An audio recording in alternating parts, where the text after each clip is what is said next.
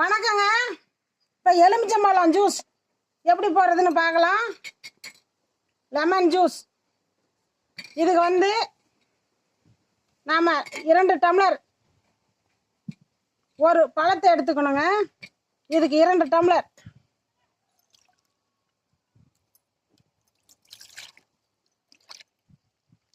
Tumbler எடுத்துக்கணும். 2 spoon சர்க்கரை,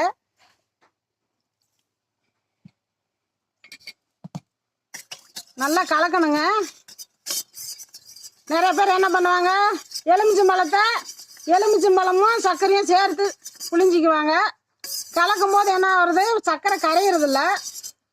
அது வந்து புளிப்பு தன்மை அதிகம் இருக்கிறதுனால சர்க்கரை கரையாது. இது வெறும் தண்ணிலேயே இப்படி கலக்கிக்கணுங்க. கலக்கிட்டு அப்புறமேட்டுக்கு லெமனை புளியணும். Lemon juice ரெடிங்க. ஒரு பழத்துக்கு 2 டம்ளர் போதுமானது.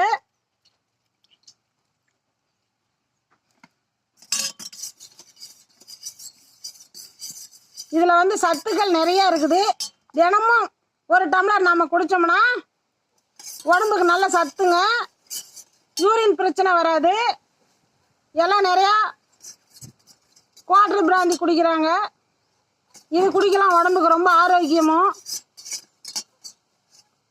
பெண்கள் ரொம்ப வருத்தப்படுறாங்க, மன கஷ்டமும் படுறாங்க, பண கஷ்டமும் படுறாங்க. அந்த காலம்தான் அறியாமையாக இருந்தது. இந்த காலத்துலேயும் அப்படியே இருக்கிறாங்க. உலகத்தில் எவ்வளவோ நல்ல விஷயங்கள் இருக்குது. குவாட்டர்லாம் குடிக்காதீங்க. இப்போ உலகமே நம்ம கையில் இருக்குது.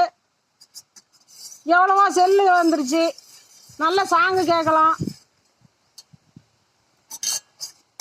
வாழ்க்கை நம்ம கையில் இருக்குதுங்க. போனால் திரும்பி வராது. Lemon juice ரெடிங்க.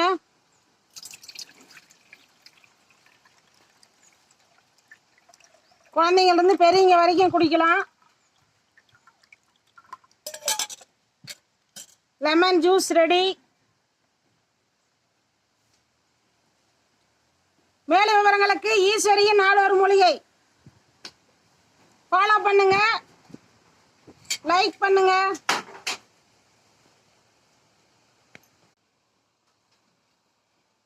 ஐஸ் கட்டி வேண்டாங்க, ஏன்னா நான் பானை தண்ணியில் போட்டிருக்கிறேன். மண்பானை தண்ணி அருமையாக இருக்கும். தினமும் குடிங்க, உடம்புக்கு ரொம்ப நல்லதுங்க. நன்றிங்க.